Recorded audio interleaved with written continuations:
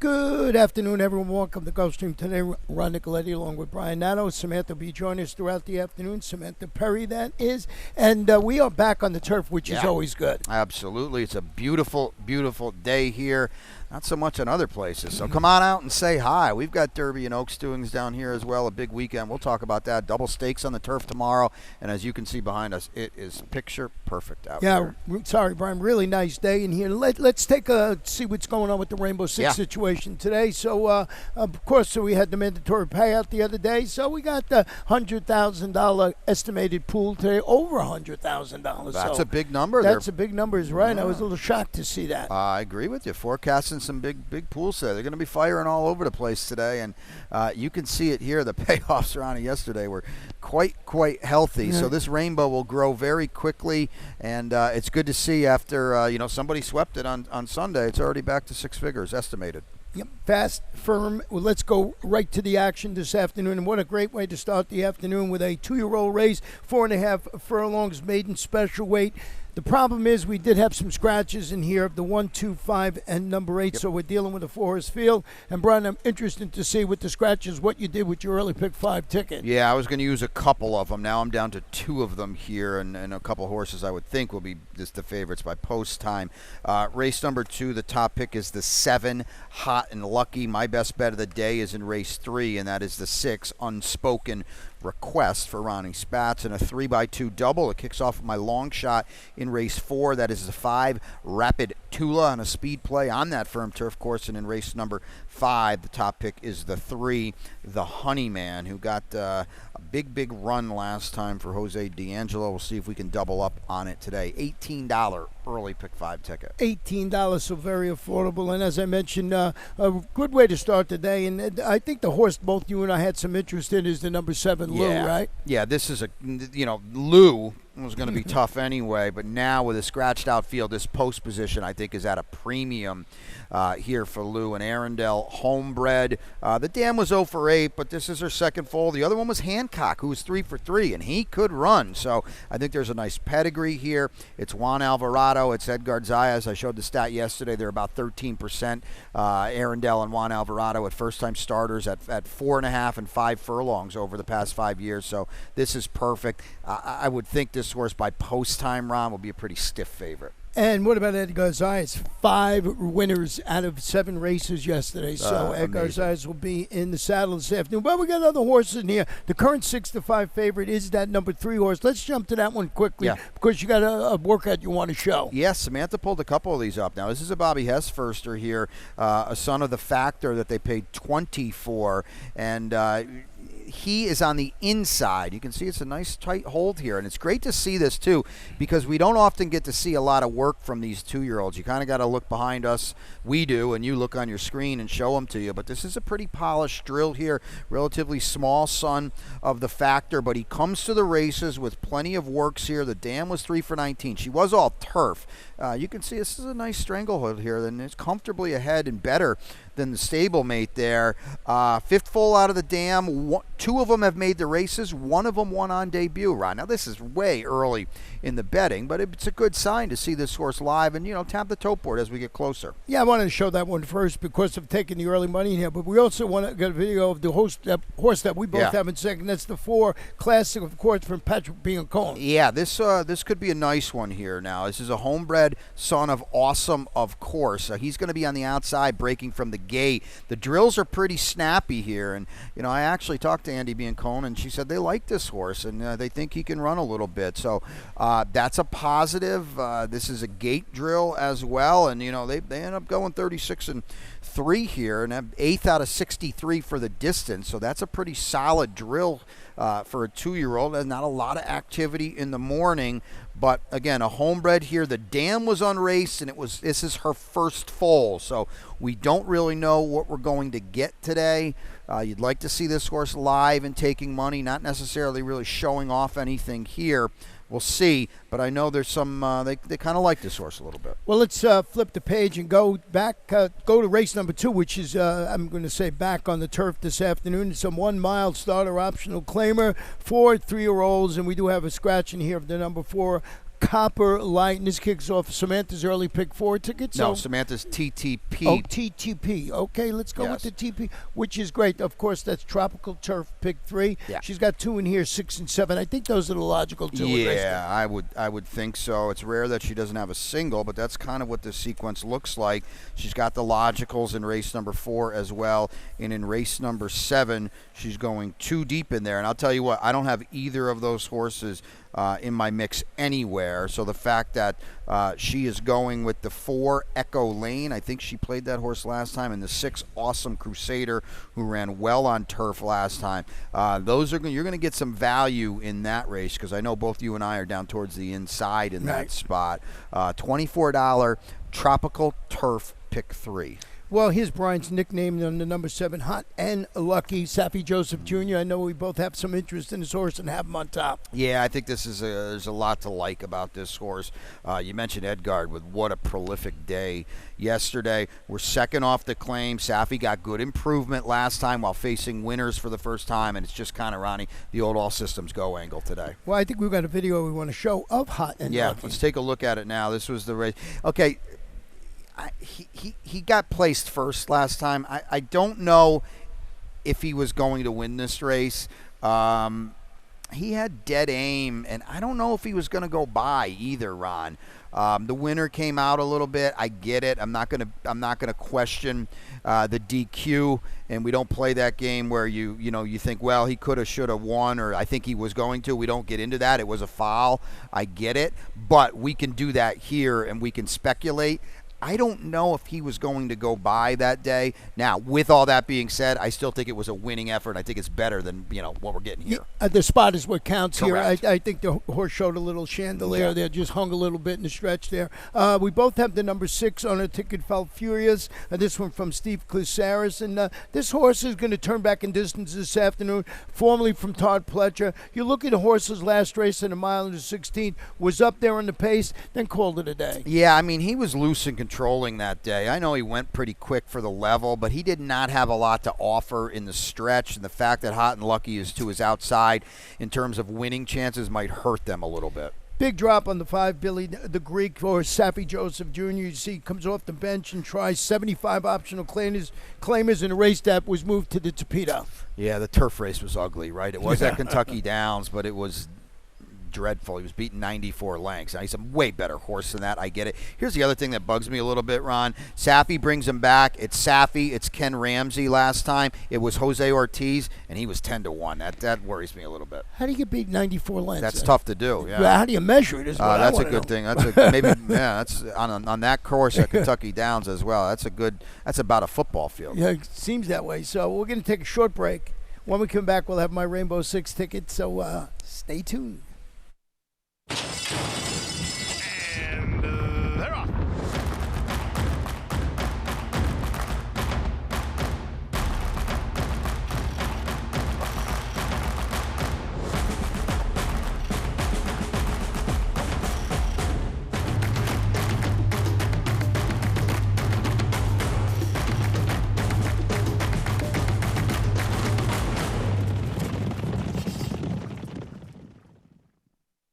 Win big with new DRF All Access past performances.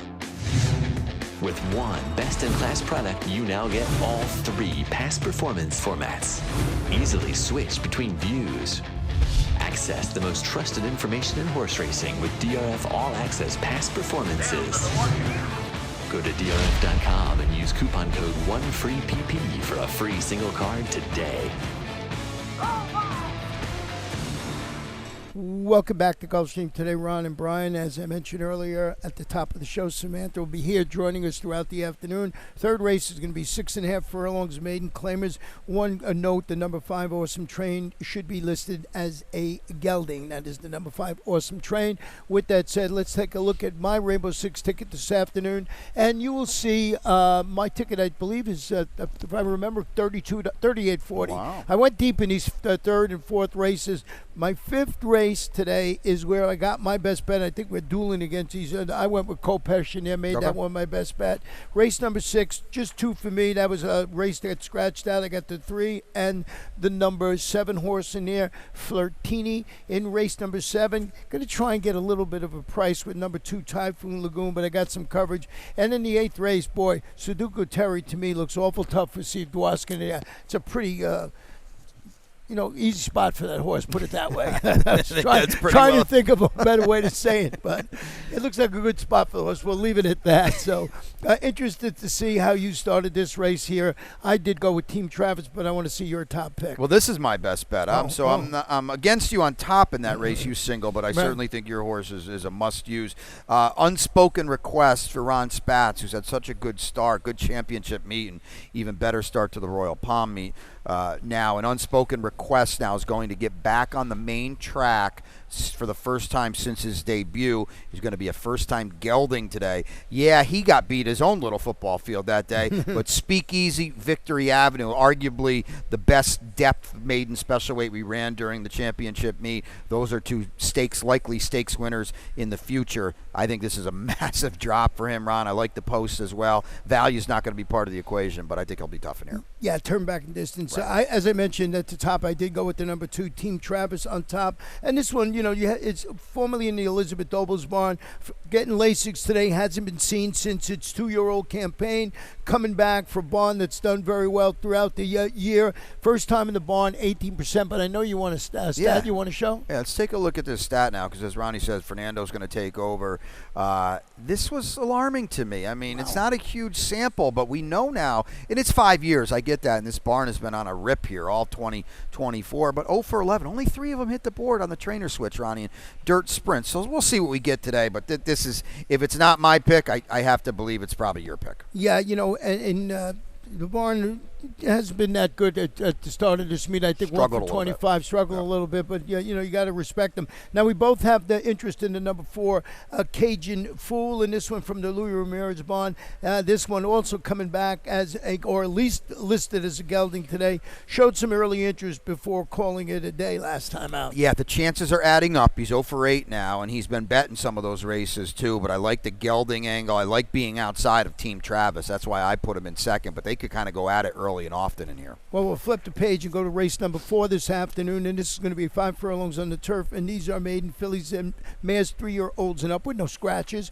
no jockey changes in here. And now that we have Samantha's late pick 5 ticket, we'll show you that to get going here in race number 4. $12 for her. She's got the 2 and 7 in here. I agree with her. I had 7 and 2 on my ticket. Yeah, she's got a little tighter late pick 5 here. You can see she's spreading a little bit in race 6, and I think, as Ronnie kind of alluded to, and I wholeheartedly agree with, the universal single on today's card is also the anchor of today's card, because Sudoku Terry at 6-5 on the morning line, and I got to be perfectly honest with you, Ron, I could have probably made her 3-5, and it wouldn't look too foolish, because she's going to be every bit of that, and we'll show a replay why off a trip last time. Going to be tough in there. Yeah, it's going to be very tough, very affordable $12 ticket, so we'll see how that goes. Now, this race here, I think you did start it like I did with Charlotte's Road, if I remember correctly. No, I got my long shot in here that's today. right. Yeah. So this is a tricky turf race, a turf sprint, and I like speed in these spots. It's a firm, fast turf course out there.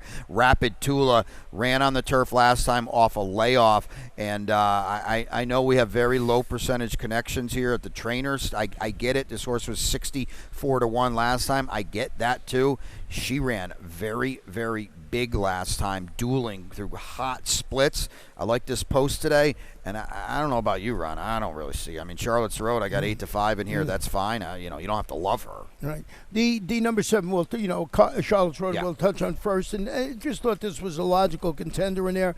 Coming off the bench and running okay, albeit that was on the Tapeta.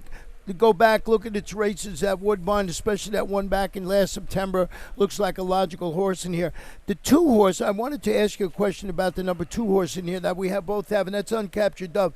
Now, this one's going to try state-bred competition for the first time. Yeah. How do you factor that in? Well, I think it's a big class drop, right? I mean, Right. she's facing older horses. There's no doubt about it. I mean, open horses. Right. Excuse me. So you could catch any kind of tiger, and you know, the Florida breds it's a great program here in Florida. I'm not discounting that. You think of Hades winning the Holy Bull and going on to do good things, but you know, the simple fact of the matter is the depth in competition in open maiden special weights is going to be a lot better than what we've got here today. Well, I'm glad I used your long shot 5 on my Rainbow Six ticket. I did go deep in those first two legs with the 4th race. So going to race number 5, it's going to stretch out on the Tapeta at a mile and 16th. Starter optional claimer for 3-year-olds, and we have no scratches or jockey changes to let you know about. And race number 5 with an 8-race card is where the late pick 4 starts. So, Brian, you want to show that? Tickets galore here today. Yes. I've got a cheap one here. Maybe we can get some Kentucky Oaks money here for the bankroll. $6 play for me.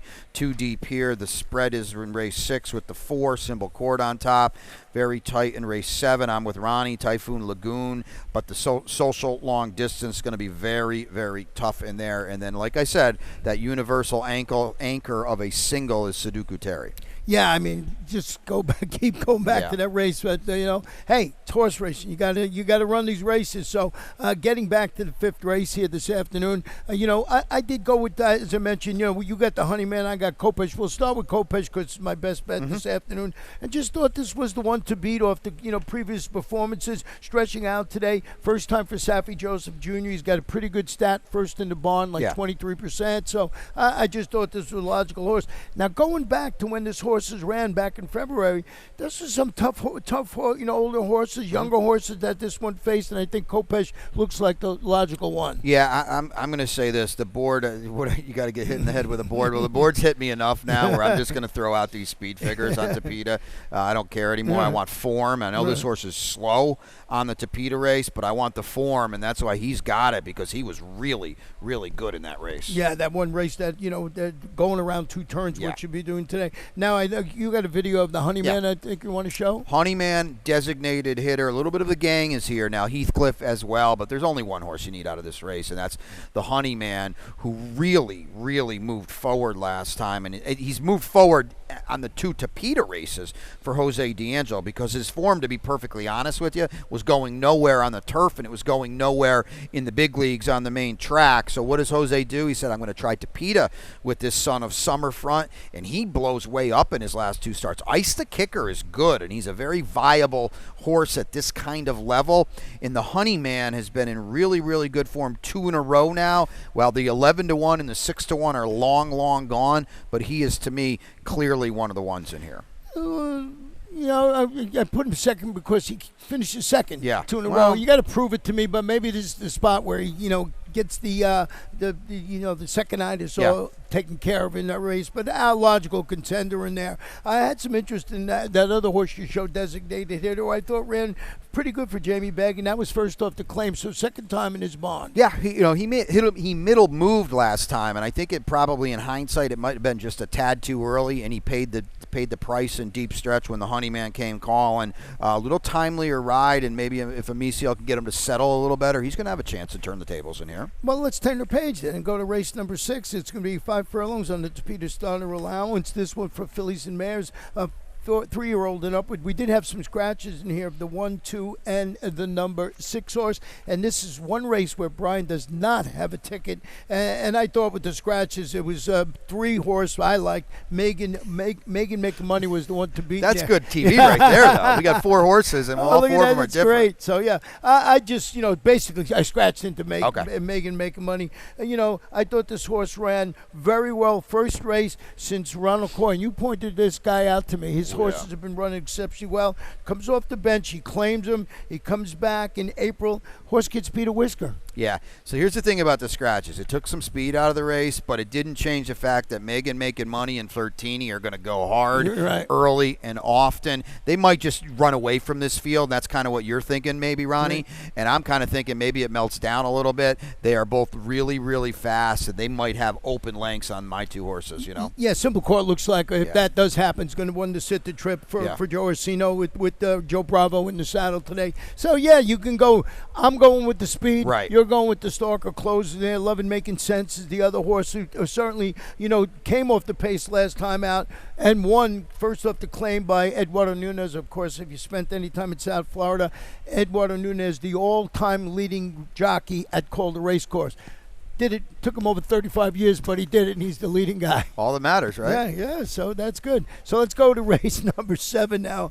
I'm going to flip the page here, and it's going to be a mile and a 16th on the turf. Allowance optional claimer for state-bred 3-year-olds and upward. We do have a jockey change in here on the number 6, Awesome Crusader. The rider will be Luca Panici this afternoon. And we'll start it off with the number 2, Typhoon Lagoon. This was actually, I thought I'd get a little bit of a price there, but of course, I was guessing without seeing the morning line that this one, because with the recent maiden win, wouldn't take a lot of money. I'm still not convinced this one's going to be the favorite in here. Why didn't you just call me or text me? I did call you, you text did? you. Oh, I But must that's a story for another day. I must have missed that call or text. This is like the greatest bred horse of all time, by the way. Right. The winner, the Dam, won the Arc, okay? She has been a phenomenal producer. Now, it took this one a little longer to get going. This is a now gelded son of Kitten's Joy. So the fact they had to geld this horse with this pedigree obviously said, you know what, it took some time. But this horse ran well at Tampa last time. It's hard to win turf races at Tampa with that running style. And just maybe, Ron, with that behind him, I know he was all out, but maybe he's turned the corner a little bit, because this horse now, I think, is dangerous in here. See, I thought they either the one-horse Social Long Distance, who was the morning line, you made the morning line favorite in here, with the going back, last time this horse ran at this distance was very impressive to win it by 2+ lengths. So I just thought that horse would take some of the money along with Private Thoughts. Yeah, let's take a look at it, Yeah. because this was a tour de force by Social Long Distance. And as Ronnie said, this was the last time he was doing what he was doing today, and that's running against state breds. And he's just going to wallop this field, going to win comfortably by over 2 lengths here at 5-1. Well, that's long gone today. You can see the Powder Pop horse, Captain Anthony, took a little run at him, but this horse is well within himself here. He's clearly the horse to beat. He held his form quite nicely at Tampa. It's good to see Fausto Gutierrez back over here at Gulfstream Park. He had such a big summer a couple years ago. This is clearly the horse to beat in this spot. Yeah, exactly. I agree. And, like I said, with Private Thoughts, you can go that way, too, for Ronnie Spatz, just on its a recent performance. Here, 2-time winner in the field. You got to look that up. You got to take that into consideration. I agree. The only thing that bugs me a little bit is he's a 3-year-old, and he's running against older horses for the first time today. Well, we'll go to the finale here. 5.5 furlongs on the Topita. These are maiden claimers, fillies and mares, 3-year-olds and up. Jockey change on the 5. Lightning Dust make the rider Edgar Perez. The weight is now 118 pounds. And let's show why we think Sudoku Terry is going to be the one to beat. Yeah, this is the first turn of a 2-turn turf race, and there's the 3. Thank you, Bob and the guys upstairs, and this is just not going to go well into the first turn, and you're going to see him get whacked out here. Starting to get rank a little bit already, because I think she knew what was coming, and there it is there, and that's just not going to work any good. But what we're going to do now is we're going to fast forward to the far turn, and she's still in with a big chance here. You knew, this was the old car crash in slow motion. You knew what was going to happen at the end. She's going to come up a little wanting, and she's going to get a little late, but that's all because of what happened on the first turn. But, to her credit, she is still fighting here in deep, deep stretch. She's going to get tightened up on even a little bit again. What a trip she had here. Right. So for her to be beaten 1.25 lengths, Ronnie, probably at maybe a turn too far for her. Steve Dwoskin's going to cut her back now. His main man, Miguel, is here. She's a very short number in here. Yeah, a couple other horses you could look at in the race. Curran Hill, the one trained by Kerry Brion. If you go back 2 starts, that was against maiden optional claimers, 50,000 maiden optional claimers. Ran well on the Topita. Yeah, and honestly, we could have showed the same thing with her, because she got beaten up at the start, too. She lost several lengths early on. She was very wide on the far turn. That was a really good effort, and as Ron said, she is clearly the main danger. Yeah, so we'll see how this race plays out. Sudoku Terry, do you single? You guys, is it true that it's a free square. Well, Let's you put it used that them way. both, right? Yeah, I There used you it, go. but you see how it runs. So 1-2, I think, is the way to go in the last race. That's race number 8 this afternoon. Of course, you can come out and join us all day long here, but we're not done yet because we got our really exciting lightning round here, and we'll see what's going on here. First, we started off with the Kentucky Derby. Yeah, and Samantha and I talked about it yesterday. We filmed a video, and Ronnie and I and Samantha will do one today as well with Derby stuff. But horses galore from the championship meet are huge contenders at Churchill Downs, both today on Oaks Day and tomorrow on Derby Day. And obviously, Ronnie, none more so than Fierceness in the Derby. Absolutely right. If you look at the figures, and if you're one of those guys that uses sheets numbers, Fierceness is 5-6 lengths faster than everybody in the race. But with that said, you got to get that trip. That's it perfectly. I don't have anything to add to that because Ron said it absolutely perfectly. He's going to be a short price in a big field, but my goodness, does the race go through him. Now we got today, the Oaks Day. The Oaks, yeah. Look at this. I mean, we'll show the graphic here in the slate. It's a tremendously deep renewal of the Kentucky Oaks, and the 1 is out, the 15 draws in. That's just going to add to it. But let's go down the list here and see who we saw here. Fiona's Magic won a graded stakes race here. Into Champagne won a stakes. Ways and Means, such a good second in the Gulfstream Park Oaks. Power Squeeze won the Oaks. Just FYI was supposed to be here and had to scratch, but she was here all winter. Leslie's Rose was here as well. What an Oaks today and through championship meet horses, Ron. Yeah, I'm going to go with the 3. Where's my ring today? Going to get a little bit of a price. I don't know what it'll be once the smoke clears in this race. Good bet. Like you said, all the Gulfstream Park Oak horses are here and they're ready. And I really think if you don't like the 3, like I think Leslie Rose to me is the one to beat. All right, now she's a total play against her, mate. So I like that. We got good drama here. I am 513 straight to the hoop. Torpedo Anna and Just FYI. Just FYI apparently is training better than any horse has ever trained in the history of racing. No, you got to get a jump on everything tomorrow. So you got to get the Silks early. That's what I think. And I think it opens up at 9:30 a.m. And Brian will be here. And if you see Brian, come and say hello. He likes to get here real early, and he will be around throughout the day. I was here.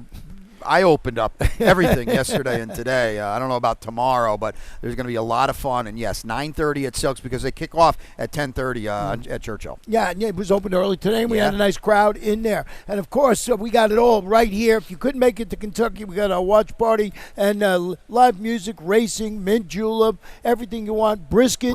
And 2 sides, only $20. How about that? So RSVP online. Make sure you do that. Get your tickets in advance. It's going to be a fun day. Derby Day here is always fun. The excitement. We have a phenomenal 11-race card. There's 2 3-year-old turf stakes yesterday. Wraps up the 11th race is a turf stakes, and we'll bail you right up to the Derby. Yeah, no, the card is really, really good tomorrow. And, of course, we have the Tropical Turf Pick 3. Yeah, that is in race number 2 today. You saw Samantha's ticket. She'll be here shortly. This is a good one here. 15% takeout on a $3 minimum. We can't say it enough. My goodness, the payoffs on this are astronomical in terms of the winning horses and in terms of the parlay that you think you would get. Let's check out Brian's best bet this afternoon. And I think race number 3, the 6 Unspoken Request. Yeah, that's Ronnie Spatz on the drop, on a huge drop from the lone dirt start in the championship meet. Mine is Kopech, the number 2 horse in race number 5. Kopech, 9-5 on the board. You're going to have to beat that other horse in there. And then your long shot today? Yeah, my long shot. We're back on the turf today, on a firm turf course. I need it with Rapid Tula, who's going to hum early. We'll see how far and how long she can take him. Mine is in the 7th race this afternoon, and I'm a little, Typhoon Lagoon 7-2. It's all Brian's fault if this horse goes off the favorite. So we'll see how it plays out. So a lot of fun this afternoon. Fast main track, firm turf course. As I mentioned, Samantha will be here throughout the afternoon. Got so much going on all weekend long here at Gulfstream Park, including the chance to take down a cool 100,000 maybe in the Rainbow Six. Don't forget about that now on the 8-race card. Horizontals galore in race 1, 2, 3, 4, and 5. We'll see you back here for the opener because Pete's upstairs with the scratches.